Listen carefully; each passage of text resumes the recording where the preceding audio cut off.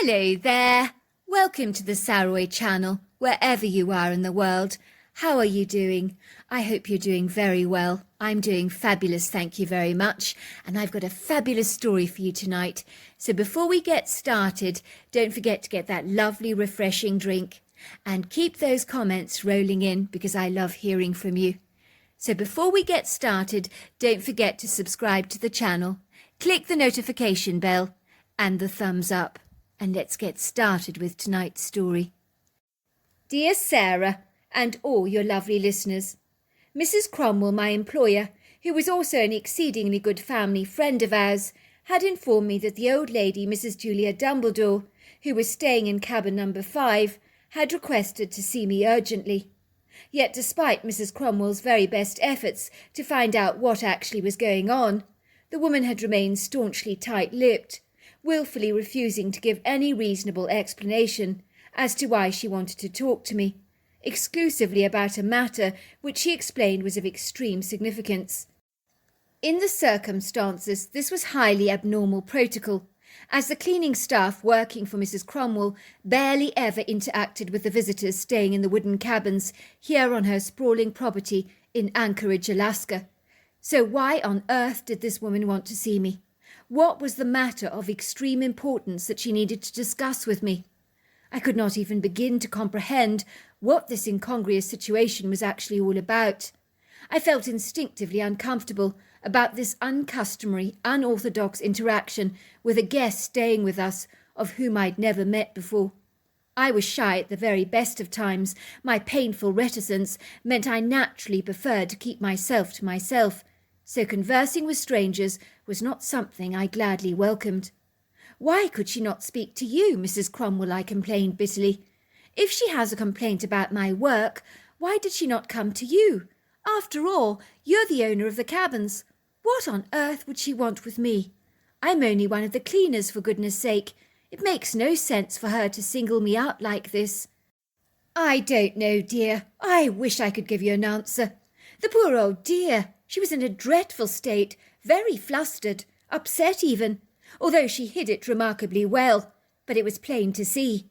She refused to tell me what was actually wrong. I will say this, dear, though, she was doggedly determined to see you. She was obstinate about it, to the point of rudeness, I might add. She told me in no uncertain terms that she must see the cleaning lady that cleaned her cabin without delay. It was more of a command than a request, actually.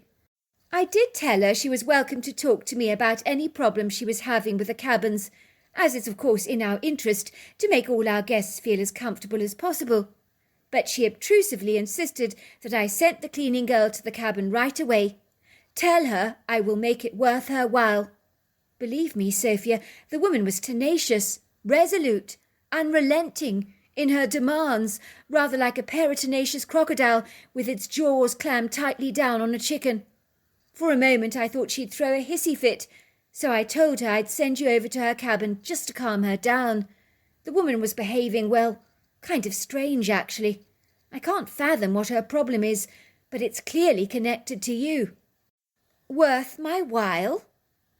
Worth my while, I repeated, mulling over the words in my head, as if trying to dissect the assiduous underlying meaning to this cryptid conundrum. My brow furrowed in perplexment. What on earth could she want from me, I wondered, feeling more than a little bewildered. You didn't accidentally break something of value by any chance, did you, asked Mrs. Cromwell, when you were cleaning her cabin? No, of course not. I had no problems cleaning her cabin.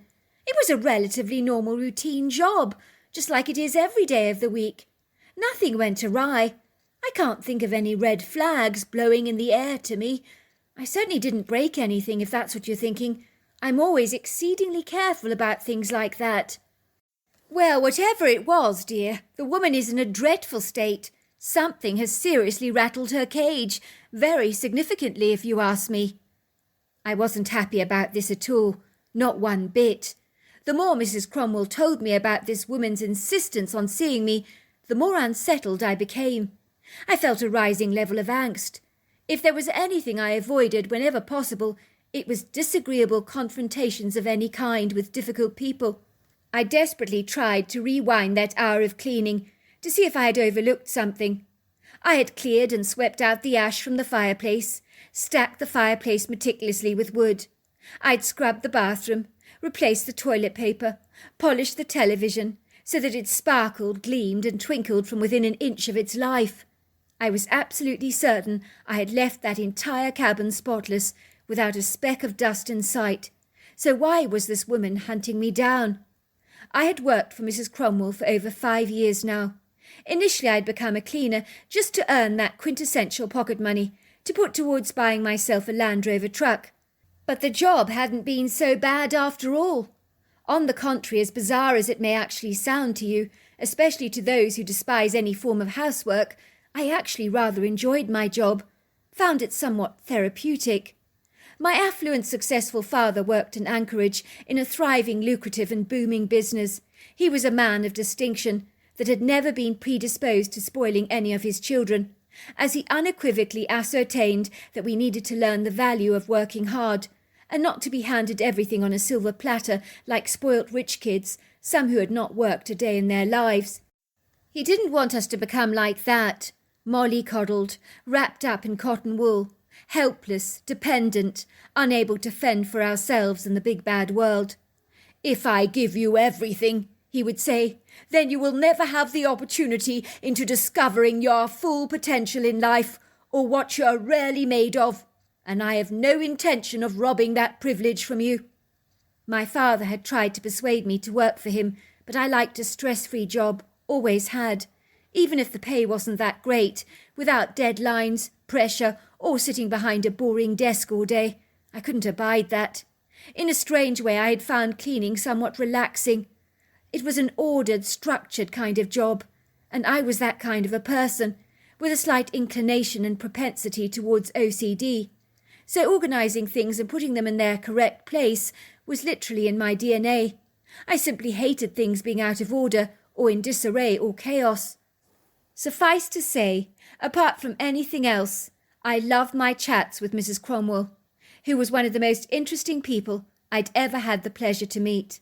I'd always sought out the company of older people, as their insights into the world, along with the lessons that they had attained along their life journey, invariably helped me to make better and wiser decisions in regards to my own life. It helped me to avoid the inevitable pitfalls, mistakes, bad decisions I would likely make without an older person's invaluable advice to steer me down the right course. I know in some cultures around the world, the older generations are revered for their quintessential wisdom, which is sought after by younger generations for their guidance. An example of Mrs. Cromwell's profound wisdom was when I was dating a local lad called Hugh MacLeod. The young man was messing me around emotionally by blowing hot and cold on me all the time, so I never knew exactly where I stood with him. Did he like me? Didn't he? Even the dandelions in the flowery field couldn't give me an affirmative answer to that question as I blew their fluffy seeds away in the wind. The message had always been so mixed. Mrs. Cromwell had simply said to me, "End it with Hugh, dear. He's not committed to you, nor will he ever be. I can promise you of that. I've seen his type before, dear. The aimless drifters in life. You mark my words, he's exactly like a piece of timber bobbing down a stream, following its course with no mind of his own.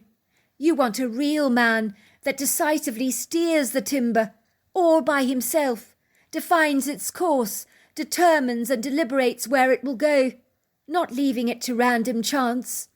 I can read that Hugh like a book, love. Believe me, it won't end well for the two of you. The man is so confused. You don't need to be lumbered with someone like that, with such ambivalent conjecture, irresolute hesitancy, vacillating doubt. He's in limbo, and so will you be if you spend enough time in his company." I had listened to Mrs. Cromwell's hearty advice, ever grateful not to be in the roller coaster of a relationship any more that had cost me more than I was willing to pay. Sleepless nights, chaos, uncertainty, upheaval, tears, and lots of them. But without Mrs. Cromwell's sagacious words, I assure you I would still be caught up in this going nowhere slowly relationship, rather like a fish tangled up in a net, or like a ship at sea completely having lost sight of its course. So back to the question at hand, the enigmatic matter that I was dealing with right now. Could I have possibly overlooked something, I wondered, in regard to Mrs. Dumbledore's cabin? Had I forgotten to dust the top of her bedroom door, or something like that? Or had she stumbled upon a thin layer of dust that I had wilfully missed, and couldn't wait to rub my nose in it? Was the mysterious guest staying at our cabin with the strangest surname I'd ever heard, that was more fitting for a character in a fictional novel than anything else? Was she going to come down on me like a ton of bricks as a result of her dissatisfaction with my cleaning prowess? If indeed that were the case, that would be the first time that someone accused me of failing to clean effectively.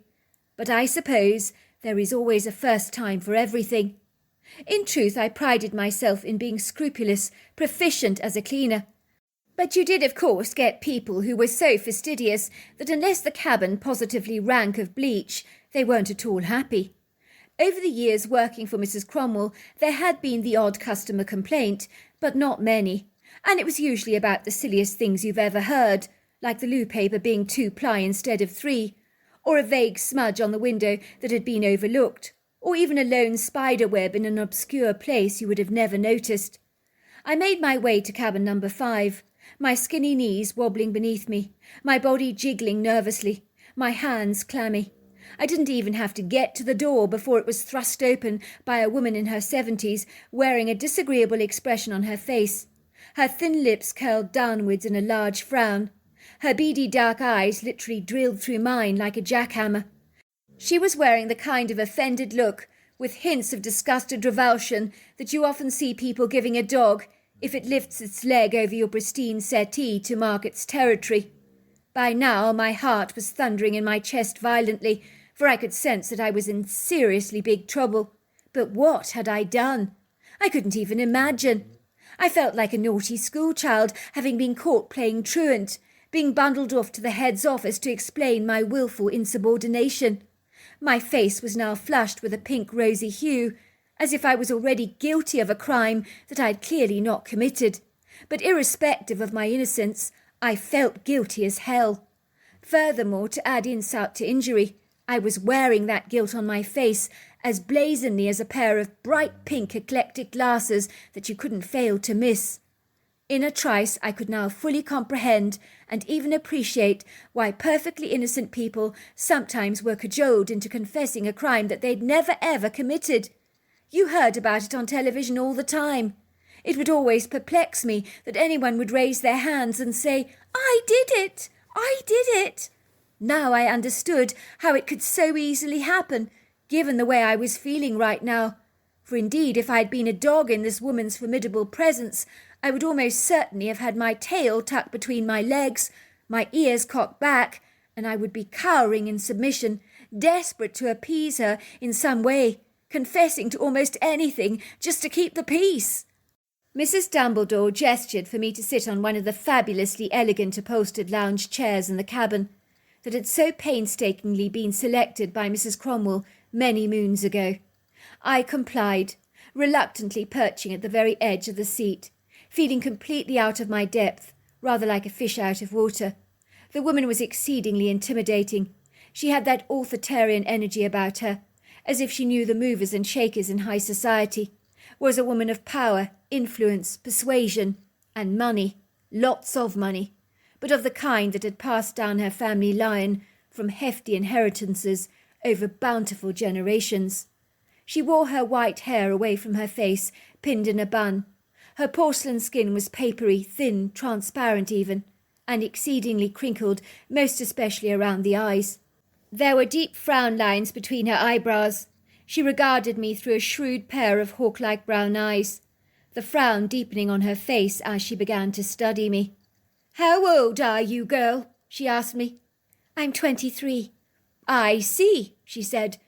Mrs. Dumbledore's frown increased exponentially, as the deep folds besides the corner of her mouth were beginning to look like railway tracks. "So how long are you going to keep this pretence up, girl?" she demanded in a hoarse voice. "The easiest way for us to sort out this problem is to make a deal, and I'll say no more about it, not to anyone," she said, tapping her nose as if to reassure me. "Mrs. Dumbledore, excuse me if I seem rather ignorant, but that's because I probably am at this particular moment. You see, I don't have a clue what on earth you're talking about. I want it back. I know you stole it. I want it back. It's of great sentimental value to me. Besides being worth a small fortune, but that's neither here nor there. It was given to me by my late husband on the eve of our engagement 55 years ago to be exact, when he proposed to me here in cabin number 5. That's why I'm staying here, to celebrate the anniversary of his proposal all those long years ago. I can't live without it. I have to have it back. I was stunned. You think I've stolen something from you, don't you? I said, looking at Mrs. Dumbledore aghast. I may be many things, Mrs. Dumbledore, but I assure you I'm not a thief. I would never wilfully take something that wasn't mine. I've worked for Mrs. Cromwell for over 5 years as a cleaner. I assure you she can vouch for my integrity. Are you going to make this very hard for an old woman? I've got more things to do with my time than play charades. The last thing I want to have to do is to grovel. But I assure you I will if I must. Look, I know the score. You're poor, I'm rich. You have my ring, I have money. I will pay you handsomely for its safe return, and I'll say no more about the matter. But I must have it back. I really must. It's my physical link to my husband in this world, all I have left of him that is tangible. You think I'm poor, Mrs. Dumbledore, because I'm a cleaner. You couldn't be more wrong. Normally I'd be offended by your insinuations, but I'm not. If you must know, my father is one of the richest men in Anchorage. Granted, it's not inherited wealth like yours clearly is. It's through grit, toil and hard work, whereby he made his vast $1 million fortune. But if I was desperate for money, really desperate that is, I'd go to him for help. Not brazenly steal it from one of our guests. Mrs. Dumbledore, in my book, that would be deplorable. At this, Mrs. Dumbledore looked startled, as if she couldn't comprehend exactly what I was saying. She stammered for a moment, wobbling uneasily, as if she was on a rocking boat at sea. But I don't understand. Why would you be a cleaner if you're a millionaire's daughter? It makes no sense to me at all. As a woman of substantial means myself, I've never cleaned a thing a day in my life. Those menial jobs are left for desperate people, I said, finishing the sentence for her. Mrs. Dumbledore nodded, looking ever so slightly sheepish, as if she too was rather surprised by her blatant assumptions. I'm not offended, Mrs. Dumbledore, I assured her. You think this way possibly because you are from inherited wealth. It is understandable. You've lived a privileged lifestyle all your life. My father came from a background of poverty. He worked hard for every single penny he earned. There is a difference, a marked difference. My father's always encouraged all 3 of us kids to work so hard. It didn't matter if we were mucking out a stable or working in a grandiose office. The principle was always the same. If you must know, I started cleaning the cabins for Mrs. Cromwell at first just as a holiday job, to save money to buy my own truck. My father could have given me the money to buy a whole fleet of trucks, but then it would have defeated the whole purpose. It would have meant nothing to me. Sophia, he would say, if I hand you over a plethora of money, like chocolate-coated candies, you'll never fully comprehend or appreciate how good it feels to be independently successful, not needing to depend on others for your livelihood. It is something I've never actually forgotten. So you're saying you didn't steal my ring? Is that what you're saying? Of course I didn't steal your ring, Mrs. Dumbledore. What did it look like? Are you sure you didn't misplace it somewhere? No, I keep it beside my bedside table every night, so I can look at it. It makes me feel close to my late husband, brings back all kinds of wonderful memories of the magical years we spent together as husband and wife. He was very good for me, you know. For a moment I froze. The colour drained from my face. It wasn't in an old velvety box, was it? A blue velvety box, by any chance? The very same, she said, growing excited. Do you know where it is? Oh, my goodness. I don't believe it, I said, clasping my hands over my mouth. I don't know what to say, Mrs. Dumbledore. You're scaring me, girl. What did you do with my velvet box? Mrs. Dumbledore, I saw a blue velvet box in your wastepaper basket. I threw it away. I thought you discarded it. I imagine it must have fallen off the bedside table into the bin by accident." "You threw it away?" cried Mrs. Dumbledore. "You threw it away? How could you, you stupid, stupid girl?" The old woman's face became so overcast, like a grey sky with heavy clouds threatening to burst into rain showers. The poor woman was visibly upset. "To be fair, Mrs. Dumbledore, the box was in the bin. It looked old and worn. I thought you'd thrown it away. It did look like it belonged in the bin." "It didn't cross your mind to even open the box just to look?" "No, I didn't. It was so worn. I was so busy. I had 2 other cabins to clean after yours. I was running late. Besides, I don't make a habit of going through the trash. I never have." "It was worn, dear, because it was old. It was the box that was presented to me on the day my husband popped the question, here in this very cabin. Why do you think I'm even staying here in the first place? I hardly want to replace it, do I? It has sentimental value. The box, the ring, everything. Oh, I'm so sorry, Mrs. Dumbledore. I don't know what to say. I feel terrible about this. You're right. You're absolutely right. I should have looked in the box to check that it actually was empty. It wouldn't have taken a second. I'm very, very sorry. I'm so angry with myself for being so short-sighted." The old woman's eyes were misting over with tears. They began to pour down her face. "It's my only connection to Rolf," she cried.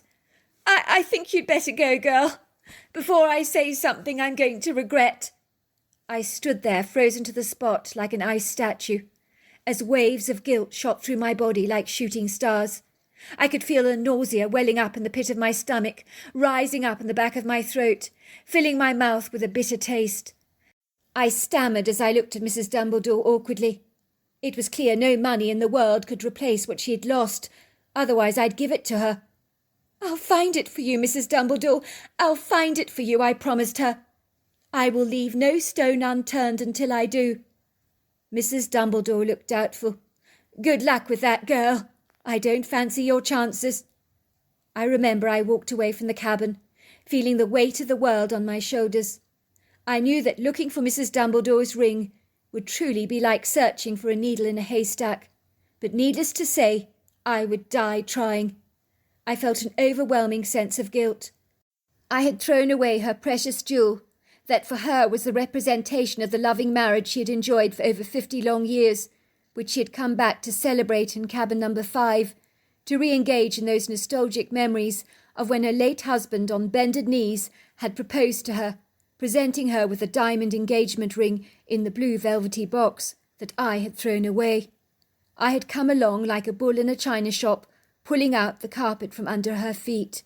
And so it was, after a series of frantic phone calls, I found myself at the Homer landfill site with a younger man called Douglas Fairbank, who claimed to have dumped the rubbish from our area in this specific location.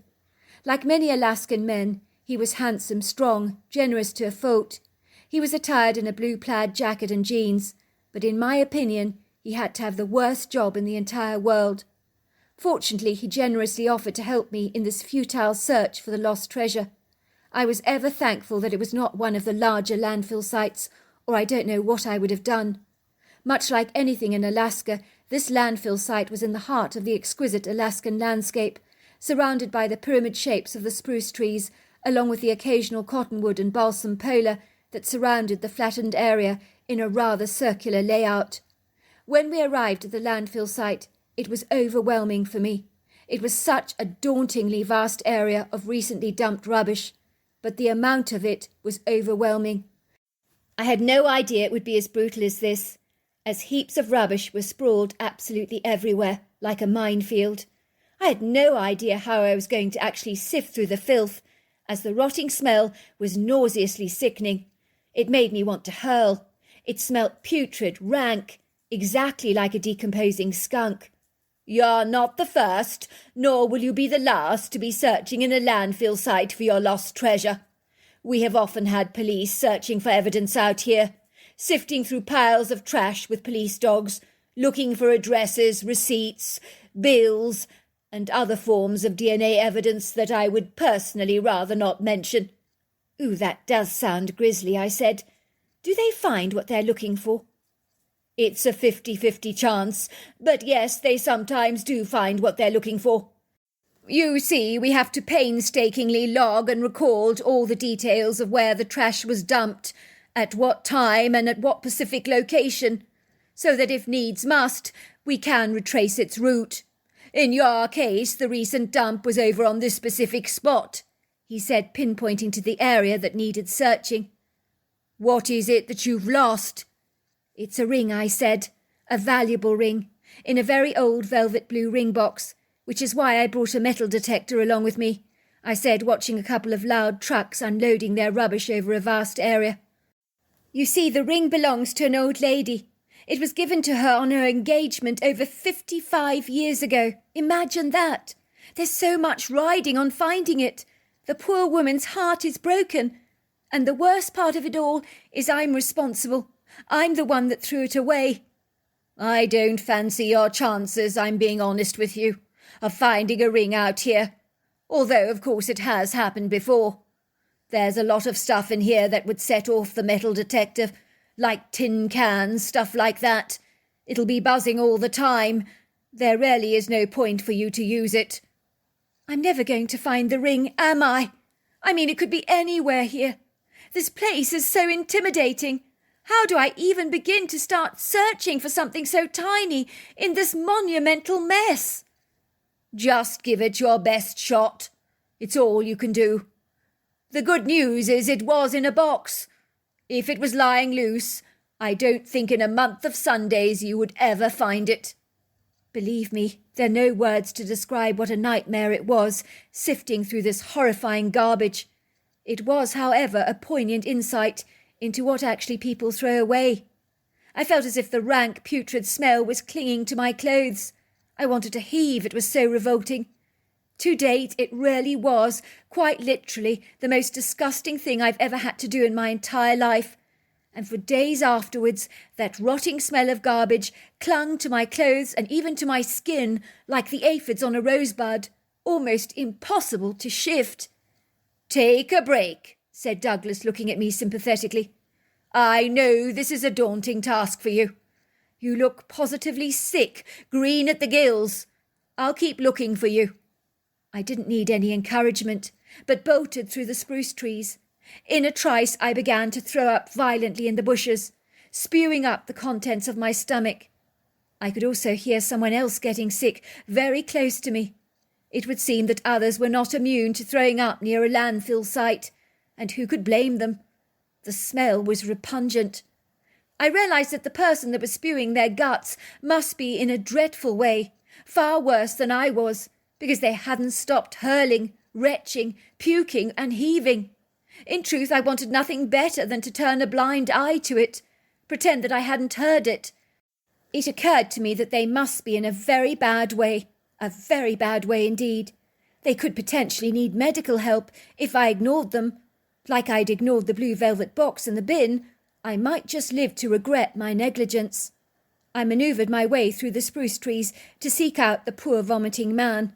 Then I saw the obscure silhouette of a shadowy figure, moving between the trees, swaying backwards and forwards. It was worse than I thought. The poor man was convulsing from hurling so much. He looked terrible.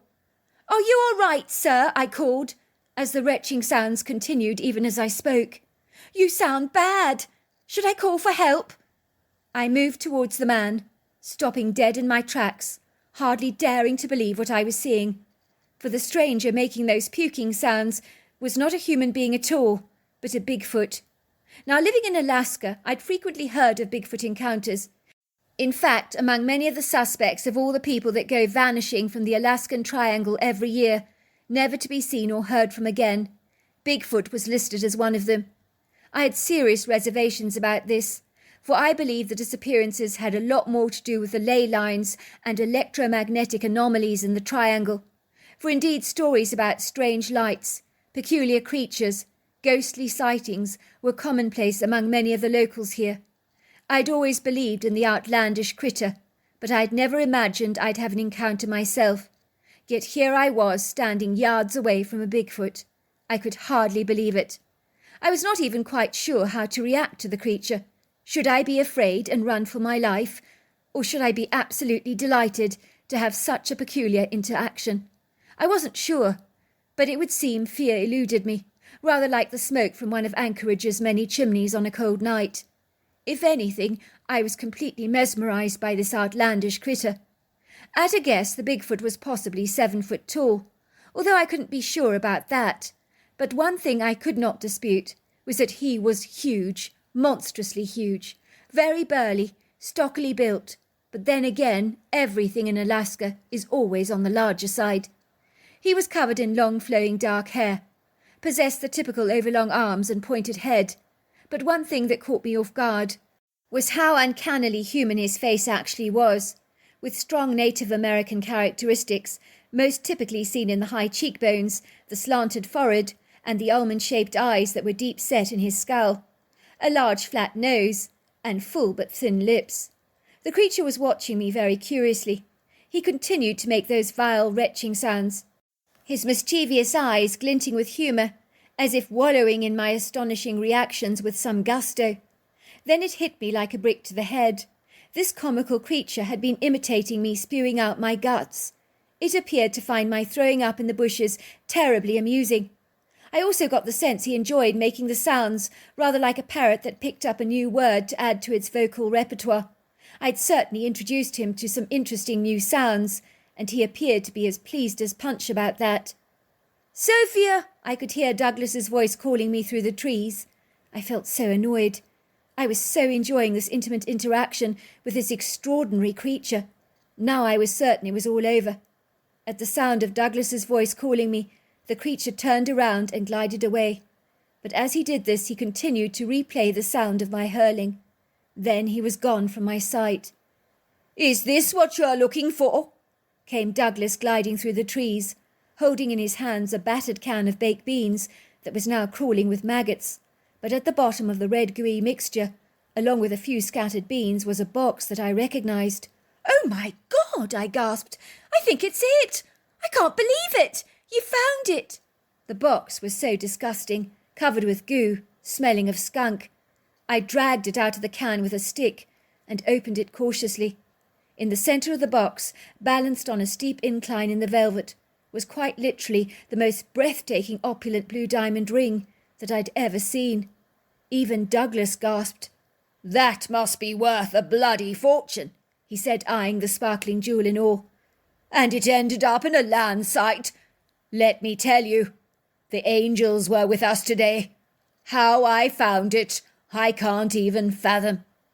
"It may be a very expensive jewel, Douglas, but the value of this ring, to its owner, is not monetary, I assure you. Thank you so much for your help."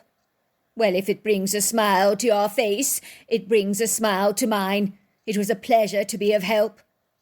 Poor Mrs. Dumbledore was not the woman I'd first encountered a day ago, when she reluctantly opened the door to my persistent knocks and frantic calls. "Mrs. Dumbledore! Mrs. Dumbledore! Please let me in, Mrs. Dumbledore! Mrs. Dumbledore!" The normally formidable woman looked almost childlike, vulnerable, delicate even. When she opened the door to me, her long white wispy hair was not pinned back in a bun anymore, but lay messily scattered around her face like a mermaid. Her eyes were so pink, there was telltale pink marks all over her skin, that gave me the distinct impression that she had been crying, and crying very hard. Her dark eyes were layered in sadness. I knew that I was the cause of this woman's distress. It was all I could do not to burst into tears myself. I felt so bitterly ashamed that my careless actions had brought on so much despair. "Oh, it's you again. Come in." As I entered the cabin, I could see the photographs of Mrs. Dumbledore's husband scattered all over her couch, as if she'd been brooding over nostalgic memories from her past. "Is that your late husband?" I asked, looking towards the photographs. May I look?" I asked, lifting up the photograph to study it closely. "He was a handsome man, Miss Dumbledore. You were very lucky." "Oh, I was very lucky indeed," agreed Mrs. Dumbledore. "Gabriel was the love of my life. Oh, such a gentleman, a fine hunter. a mischievous sense of humour. He was forever teasing me. He knew how to ruffle my feathers, loved putting the wind up my sails. He knew not to take life too seriously. He was so good for me. You see, I tend to be rather too intense. He knew how to lighten me up, help me to see the funny side of things, you know. I nodded. I can see he's quite the charmer, Mr. Dumbledore. Oh, I really miss him, said Mrs. Dumbledore, her eyes misting over with tears as one rolled down her cheek. You spent 50 years with the love of your life, and when you lose him, it's like part of yourself also dies. Oh, Mrs. Dumbledore, I'm so sorry, I said, grabbing her into my arms and sobbing into her shoulders. I'm sorry. It's all my fault. I didn't mean to cause you all this distress.